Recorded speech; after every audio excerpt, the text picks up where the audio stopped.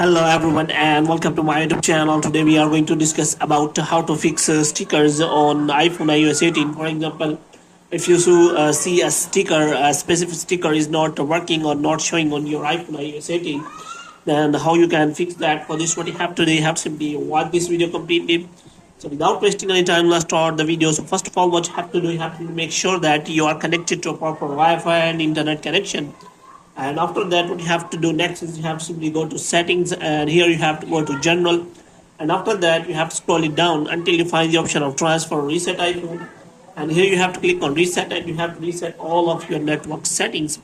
And after that, what you have to do next is you have to simply make sure that you have installed the latest version of iOS on your device. For this, you have to go to general and you have to click on software update, and if it is showing any kind of update, then you have to simply update the iOS version.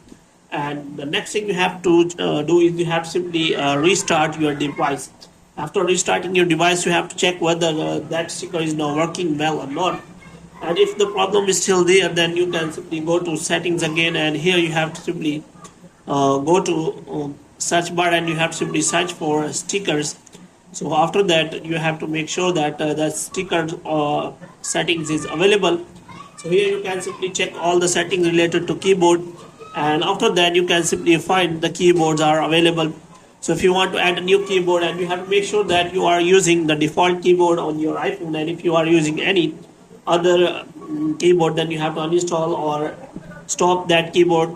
And if keyboard emojis are not working or sticker is not working, then you have to simply turn off this option, send stickers from the emoji keyboard, and after that you have to try again whether your problem has been solved or not. If the problem is still there, then you have to simply turn it on again and you have to try it on your iPhone, and after that you have to restart your device, and after that you have to check whether your problem is solved. If the problem is still there, then you have to simply take the screenshot of the problem and you have to contact Apple support and ask for the solution. If the problem is still there, then you can also discuss it in the Apple discussion so that you can get the solution from any iPhone user. So hope you have liked this video. If you get more videos like these, you can subscribe our channel.